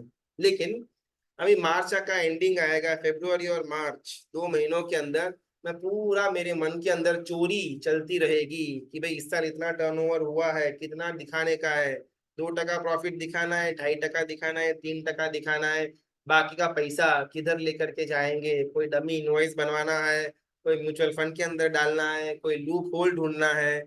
ये सब कुछ स्तेयानुबंधी रौद्र ध्यान के अंदर आएगा, बिकॉज इन एसेंस हम चोरी ही तो कर रहे हैं, चाहे वो इनकम टैक्स की चोरी हो, जीएसटी की चोरी हो, कोई भी हो, कर चोरी हुई, टैक्स की चोरी हुई, और उसके लिए मैं जबरदस्त ध्यान कर रहा हूँ। उस सीए को जाकर के मिलूंगा, वो एक्सपर्ट को जाकर के मिलूंगा, या मेरे अकाउंट्स के जितने भी लोग हैं उनको जाकर के मैं मिलूंगा, इस साल इतना टर्नओवर हुआ है, बोलो कैसे सेटलमेंट करने का है। ये सब कुछ स्तेयानुबंधी रौद्र ध्यान के अंदर गिना जाएगा। बहुत डिफिकल्ट है, शायद अपने को पहली बार ये सब मालूम पड़े, लेकिन एटलीस्ट इंस्टेंटली अपन ये कर सकते हैं कि अपन स्टॉप तो नहीं कर पाएंगे, बिकॉज इतने समय से हमारा कंडीशनिंग ऐसा हुआ है। लेकिन पहला स्टेप ये हो सकता है कि ये करने के दौरान या करने के बाद भी पिंचिंग आना चाहिए। जैसे क्रोध हो जाने के बाद पिंचिंग आता है ना, वैसे ये सब चीज करने के बाद पिंचिंग तो होना चाहिए। अगर पिंचिंग भी नहीं है तो दोष दूर होना बहुत डिफिकल्ट है। पिंचिंग हुआ यानी कि हमने दोष को दोष की तरह माना। एक बार हमको दुश्मन सामने दिख गया ना, फिर कभी ना कभी तो हम उसको गोली से उड़ा ही देंगे। अभी तो दुश्मन कहाँ पर है वही हमको नहीं मालूम, और दुश्मन को हम दोस्त बना करके बैठे हुए हैं। तो एटलीस्ट सबसे पहले हम वो भ्रमणा से तो बाहर आए, दोष को दोष की तरह देखे, हमको पिंचिंग होना शुरू हो। वो सबसे पहला हमारा स्टेप होना चाहिए। आखिरी व्यास पूरा कर लेते हैं। परिग्रहानुबंधी। अभी मम्मन सेठ, ये तो अपन सबने उनका स्टोरी तो सुना हुआ रहेगा, क्या उनका जीवन था, कैसे कैसे वो पैसों को इकट्ठा करके एक रत्न का बैल बना रहे थे वगैरह वगैरह। मम्मन सेठ का जीव मृत्यु के बाद एज ऑफ नाउ 7वीं नरक के अंदर पीड़ा को सहन कर रहा है। ये डायरेक्ट रिलेशन था परिग्रहानुबंधी रौद्र ध्यान के साथ। कैसे? सर्वादि शंका कलुषम और चित्त शंका कलुषम, इसके दो विभाग आएंगे परिग्रहानुबंधी के। अभी सर्वादि शंका कलुषम के अंदर ना, मुझे मेरा परिग्रह यानी कि धन धान्य क्षेत्र वास्तु रुपये सुवर्ण कुप्य द्वीप 9 प्रकार के परिग्रह होते हैं। अभी अपन सिंपल टर्म्स पैसा उसको परिग्रह मानते हैं, अभी के लिए अपन उसको मान करके आगे चलते हैं। समझो कि मैंने अच्छा खासा पैसा सेव किया हुआ है, तिजोरी के अंदर मैंने काला धन रखा हुआ है, गोल्ड का बिस्किट कन्वर्ट करके रखा हुआ है, ऐसा कुछ मैंने घर के अंदर फॉर एग्जाम्पल रखा हुआ है। तो क्या होगा ना, मुझे अगर ये परिग्रहानुबंधी रौद्र ध्यान है तो मैं मेरे घर वालों के ऊपर भी डाउट करूंगा। कोई भी तिजोरी के पास घूमा या वहां से आया गया, थोड़ी देर रुका, तुरंत डाउट, अरे वो क्यों तिजोरी की तरफ देख रहा था, कुछ मन के अंदर उसका मैला चल रहा है क्या? अरे बाप रे, चाबी किधर छोड़ दी, अरे घर पर छोड़ करके ऑफिस निकल आया, कोई चाबी खोल करके तिजोरी में से पैसा ले लेगा तो हमेशा सर्वादि शंका कलुषम, परिवार वालों के ऊपर हर एक समय शंका। वो मेरा पैसा ले लेगा तो, वो मेरा पैसा ले लेगा तो, वो ये कर देगा तो, अगर मैंने चेकबुक घर पर रख करके आ गया, अरे कोई साइन कॉपी करके कैश उठा लेगा तो, धंधे में अगर भाई साथ में है, छोटे भाई को अगर हमने कुछ रिस्पॉन्सिबिलिटी दी हुई है, अरे वो गड़बड़ करके पैसा उठा लेकर के चला जाएगा तो, क्लाइंट हाथ से लेकर के चला जाएगा तो, अपना खुद का अलग से सेटअप करके यहाँ से धंधा उसके पास लेकर के चला जाएगा तो ये जो हमारा शंका वाला जो स्वभाव है, परिग्रह को लेकर के स्पेशली, उसको रौद्र ध्यान के अंदर गिना गया हुआ है। मम्मन सेठ को एग्जैक्टली यही था। उसके पास रत्नों का एक बहुत बड़ा बैल उसने बनाया हुआ था, लेकिन घर के तिजोरी के अंदर छुपा करके रखता था और कभी भी घर वालों को मालूम नहीं पड़ने दिया। क्यों? एक तो वो उसकी डिमांड करेंगे कि हमको भी दो, दूसरा वो अपने घर पर घर वालों को 365 डेज खाने के अंदर कच्चा चना और कच्चा तेल देता था। बस बोलता था कि हमारी इतनी कैपेसिटी है, हम इससे ज्यादा धन अफोर्ड नहीं कर सकते, मतलब खाने का अफोर्ड नहीं कर सकते।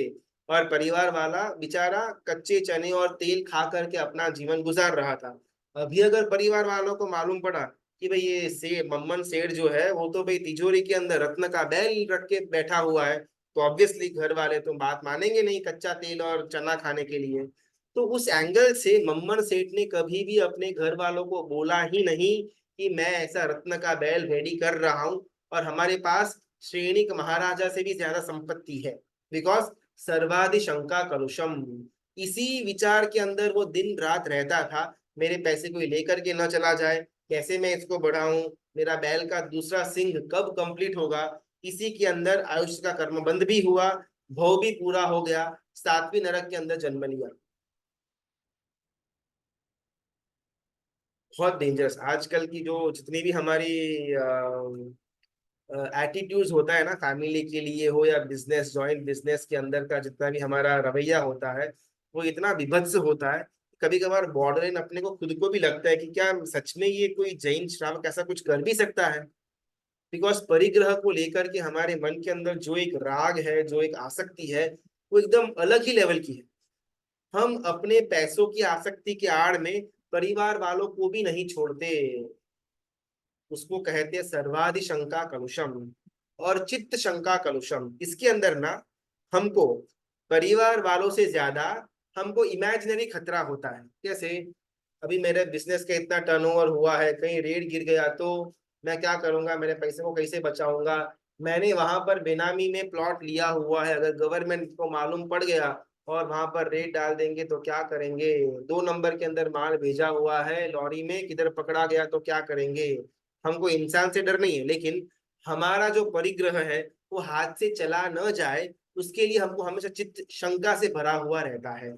सर्वाधिक शंका के अंदर क्या है ना, परिवार के सदस्यों के ऊपर शंका है कि वो लोग कहीं मेरा परिग्रह न ले लें। चित्त शंका के अंदर सिर्फ परिग्रह को बचाने की शंका है, चाहे गवर्नमेंट से हो, हमारे एम्प्लॉय से हो, या रैंडम किसी के पास से भी हो। हमको हमारा परिग्रह बचा करके रखना है। उसके लिए जो चित्त के अंदर शंका या ध्यान दुर्ध्यान चलता रहे, उसको चित्त शंका कलुषम रौद्र ध्यान कहा जाएगा। यहाँ पर अपन रौद्र ध्यान के टॉपिक को पॉज करते हैं, कुछ 2-3 प्रश्न है फटाफट लेकर के हम आज का सेशन को समाप्त करते हैं। किसी को मारने की इच्छा? हाँ, रौद्र ध्यान करेक्ट। जब ये झूठ या चोरी का पैसा हस्बैंड कमाए तो पूरे फैमिली वालों को दोष लगता है। बिल्कुल, आज का ना बहुत डिफिकल्ट सिचुएशन ये है कि जितना भी हमारे घर के अंदर पैसा आता है वो अनीति का पैसा होता है। कोई भी नीति से कमाता हो आज के जमाने के अंदर, उनको शत शत वंदन है। बाकी छोटी मोटी चोरियां तो हर एक जन बिजनेस के अंदर करता ही होगा। अभी वो अनीति के धन के कारण से घर के अंदर जो भोजन वगैरह आया, वो भोजन घर वालों को धर्म की बुद्धि प्रदान करे, उसके चांसेस बहुत कम। इससे भी ज्यादा वो ही धन से आया हुआ भोजन गुरु भगवंतों को गोचरी के अंदर जाता है, जिस कारण से उनका भी पावर कम। आज से 200-300 साल पहले महोपाध्याय यशो विजय जी महाराजा वगैरह, आनंदगंज जी महाराजा जैसे एकदम अवधूत कोटि के महात्मा होते थे। आज भी महात्मा है, लेकिन शायद वो जितनी लेवल की उनके अंदर ज्ञान का और वैराग्य का लेवल था, शायद आज उतना देखने को मिलता नहीं है। उसके पीछे का मेन कारण है श्रावक। हमने हमारा धंधा कंप्लीट अनीति, उसके द्वारा चलता है हमारा घर अनीति के धन से, उससे खाना बनता है और वही खाना गुरु भगवान के पात्र के अंदर जाता है, जो किसी ना किसी की अनीति के कारण से वहां तक पहुंचा हुआ है। अभी ये खाना अंदर जाकर के सात्विकता आध्यात्मिकता दे, पॉसिबल ही नहीं। हमारे यहाँ पर ना वो मार्गानुसरिता के गुणों की बात आती है, 45 मार्गानुसरिता के गुण, यानी कि जब कोई भी जीव सम्यक्त की प्राप्ति करे उसके पहले वो ये मार्गानुसरिता के गुणों के अंदर कोई ना कोई 1 2 4 5 10 गुणों के अंदर स्थिर होगा। और ये 35 गुणों के अंदर कहीं पर भी जैन एंगल नहीं लगता, एकदम नॉर्मल मानवता के एंगल ही लगते हैं। उसमें सबसे पहला मार्गानुसरिता का जो गुण है वो है न्याय संपन्न वैभव।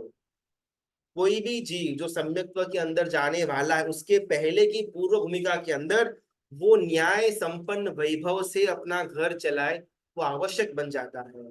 हम बिजनेस के अंदर सारे लोचे करें और फिर यहाँ पर आकर के अपन स्वाध्याय करें, माला गिने, पूजा दर्शन सामायिक वगैरह करें, ये कहीं पर भी गुण स्थानक में सेटिंग नहीं होता। तो न्याय संपन्न वैभव वो बहुत आवश्यक बन जाता है। अभी क्वेश्चन जो था कि अगर श्रावक वर्ग ऐसा अनीति करते हैं या ऐसा स्त्रीयानुबंधी वगैरह करते हैं, क्या पूरे फैमिली को दोष लगता है? बिल्कुल नहीं, उसमें उनका तो कोई रोल प्ले था ही नहीं ना। लेकिन प्रॉब्लम कहाँ पर आती है कि ये सारा का सारा जो अनीति का धन घर के अंदर आता है, उस कारण से घर के अंदर भी शुभ या शुद्ध भावनाएं घर वालों को हो, इसके चांसेस बहुत कम हो जाते हैं। तो वो एक अपॉर्चुनिटी जो हमको मिली हुई थी मानव भाव के अंदर शुद्धता में अंदर जाने की, वो अपॉर्चुनिटी हमसे छीनी जाती है। ऐसा तो कोई दोष का बंद होता नहीं है घर वालों को, लेकिन हाथ से वो चांस छूट जाता है। अपने को 12 व्रत लेना है तो कैसे लेना? साहेब जी हमें अकेले व्रत दे देंगे अगर पूछा तो? नहीं, ये व्रत ना अकेले नहीं हो सकते, बिकॉज इसके अंदर ना वो नाण रखी जाती है। जैसे वो दीक्षा के अंदर चौमुख जी परमात्मा रखे जाते हैं, फिर उनको प्रदक्षिणा दे करके व्रत लिए जाते हैं। वैसे ये 12 व्रतों के अंदर भी लगभग पौने घंटे का क्रिया होती है, जिसके अंदर नाण का आरंभ होता है। अभी 1-2 जनों के लिए कहीं पर भी कोई भी संघ के अंदर ये नाण वगैरह कोई गुरु भगवान करवाते नहीं है, तो अभी हमको करना क्या? मेरे को 12 व्रत लेना है, लेकिन अभी अनुकूलता नहीं हो रही। तो पहले भी जैसी हमारी बात हुई थी कि परमात्मा के समक्ष आत्मा साक्षी से हमको एक बार 12 व्रत ले लेने का और एंडिंग में धारणा अभिग्रह पचखान ले लेने का। और जब कभी भी अगले 2 महीने, 6 महीने, साल, 2 साल, 3 साल, जहां कहीं भी ये 12 व्रत उच्चारने की सामूहिक क्रिया होती हो, उस समय वापिस जाकर के वो व्रत हमको नाल के समक्ष वो क्रिया कर कर उच्चार लेने का, ताकि हमारा जो कच्चा पक्का लाइसेंस था वो अभी पक्का लाइसेंस बन जाए। शेयर मार्केट हस्बैंड इन्वॉल्व है तो ये दोष, हाँ भाई अपना बात हुआ कि अभी अनीति का धन है, वो धन से हमको शुभ विचार आए उसका चांस बहुत कम है। पहले में किया हुआ रौद्र ध्यान से कैसे छूटे, हम ना अभी छठा सातवां गुणस्थान के बाद आगे बढ़ेंगे ना, उस समय बात आएगी कि कितना इजी है कर्मों से छूटना। अभी तक की अगर हमारा जो लेवल है उसके अंदर अगर अपन बात करें कि अगर मुझे मेरे दोषों से या पाप कर्मों से छूटना है, तो आलोचना मेरे पास एकमात्र साधन है। जितना ओपनली और जितना प्रिसाइसली मैं मेरे गुरु भगवान के समक्ष मेरे आलोचना लूंगा, उतना विपुल मात्रा का मैं कर्म की निर्जरा कर पाऊंगा। ये अभी के लिए मेरे पास एकमात्र ऑप्शन है। परिवार में हम हमारे भाग का हमें मिले उसका चिंतन करना, ये भी रौद्र ध्यान। बिल्कुल देखो, परिग्रहानुबंधी, अभी मंबन सेठ का अपन एग्जाम्पल लेना, तो कहीं पर भी वो टैक्स की चोरी नहीं करता था, बिकॉज हमारा जो वो उनका जो किस्सा था, वो रात को नदी के अंदर वो चंदन के कास्ट को लेकर के एक एंड से दूसरे एंड जा रहे थे, और सैनिक महाराजा अपने महल के अंदर खड़े खड़े देखते हैं और उनको दुख होता है कि बाप रे, मेरे नगर के अंदर इतने गरीब लोग भी हैं जो रात को इतनी ठंडी के अंदर नदी में तैर करके लकड़े लेकर के आ रहे हैं। तब उनका मंत्री, जैसे नाम नहीं मालूम, मंत्री बोलते हैं सैनिक महाराजा को, इस महाराज ये कोई गरीब वरीब नहीं है, इसके पास तो आपसे भी ज्यादा संपत्ति है। अभी मंत्री को ये कब मालूम पड़ा, जब मम्मन सेठ उसका अकाउंट्स देता था, कर देता था, जो कुछ भी वहां पर उस समय सिस्टम होगा वो राजा को ओपन अप करता होगा, तभी तो वो मंत्री को मालूम पड़ा कि भाई ये मम्मन सेठ के पास इतनी संपत्ति है। तो कहीं पर कर चोरी की ऐसी बात नहीं आती है। सेकंड, कहीं पर भी उसने एम्प्लॉइज को ज्यादा शोषित किया, बिल्कुल भी नहीं। रात को चंदन का कास्ट लेकर के आने का है तो मम्मन सेठ खुद जाता है, ऐसा नहीं कि भी मैं किसी एम्प्लॉय को भेज दूं वो लेकर के आएगा, बिल्कुल भी नहीं। आखिर पैसे मुझे कमाने हैं ना, मैं मेहनत करूंगा। अब आज का जो हमारा बिजनेस का जितना भी एटमॉस्फेयर है, उसमें अगर अपन मम्मन सेठ को बीच में रखे ना, तो आइडल माने जाएंगे। बिकॉज आज न तो हमारी कर के अंदर कोई नीति है, न ही एम्प्लॉयज के शोषण के अंदर हमको कहीं पर भी कोई दुख होता है, ये सब कुछ मम्मन के अंदर नहीं था।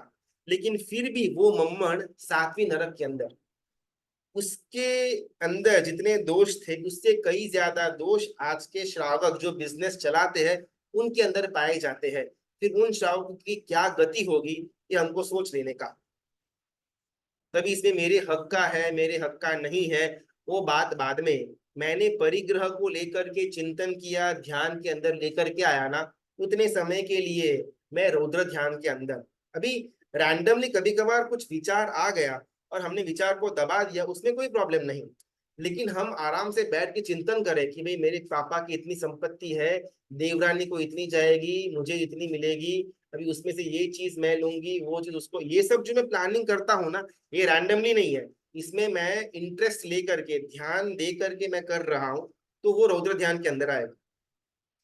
बचपन में जैसे वीडियो गेम में अनंत murder bomb blast tank helicopter alien etcetera खत्म किया है एक्सट्रीम लेवल पर घंटों गेम में, एग्जैक्ट अभी वो सब क्या है, हमारे संस्कार बन चुके हैं। पहले के टाइम में क्या होता था ना,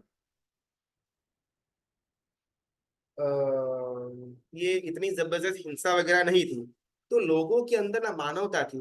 कोई भी गरीब को देखता ना, तो कोई भी इंसान उनको मदद करने का प्रयत्न करता। अगर आज भी हम देखें ना, जो दादा बा टाइप के, जो बादशाह टाइप के इंसान है 70-80 प्लस वाले, उनके मन के अंदर अभी भी करुणा होगी। कोई भी गरीब को देखेंगे तो 2-4 रुपया देंगे, उनको घर पर खाने के लिए बुलाएंगे, या फिर छोटा मोटा उनको खाना वगैरह देंगे, उनके अंदर मानवता रही हुई होगी। लेकिन आज की जो टीनेजर बोलो, जेन अल्फा जेन जी जो भी है, वो ये करुणा वाला भाव ऑलमोस्ट जीरो है। बिकॉज छोटी उम्र से ही इतना जबरदस्त ये हिंसा का संस्कार आया हुआ है, किसी गरीब को देख करके उसको कोई संवेदना पैदा हो या फिर उसको दान करने का, अनुकंपा करने का मन नहीं बत होता है। Obviously case to case change होगा, लेकिन मेजरली हिंसा के द्वारा, हिंसा के संस्कार के द्वारा हमारी संवेदना शुष्क हो जाती है। इस कारण से अभी आने वाली जितनी भी पीढ़ी है उनके अंदर ये दया भाव, अनुकंपा भाव नहींवत मात्रा के अंदर देखने को मिलता है। अभी हमारे द्वारा भी अगर पूर्व के अंदर ऐसा कुछ हुआ है, अभी हम उसको जाकर के बदल तो नहीं पाएंगे, लेकिन अभी हमको दया वाला भाव, संवेदना वाला भाव हमारे अंदर जागृत हो, उसका प्रयत्न करने जैसा है। 14 के दिन परमात्मा के भुना चढ़िया हुआ खाने में लीलोत्री डाला तो चलेगा, हाँ चलेगा, कोई प्रॉब्लम नहीं। हमको वापरने की मनाही की गई है, बिकॉज हमको रस का पोषण नहीं करना है। परमात्मा को चढ़ाने में कोई भी प्रॉब्लम नहीं आता। आज का हमारा समय भी हो गया। प्रणाम गुरुजी। परमात्मा की आज्ञा विरुद्ध कुछ भी बोला हुआ हो इच्छा में विक्रम, सबका धन्यवाद। कल शायद क्लास होगा या फिर मुकेश भाई का सेशन होगा, जो भी होगा वो व्हाट्सएप ग्रुप में इन्फॉर्म किया जाएगा। सब अपना थोड़ा थोड़ा परिवर्तन करने के एंगल से चिंतन करें, ऐसी हमारी इच्छा। सबका प्रणाम, धन्यवाद। प्रणाम प्रणाम।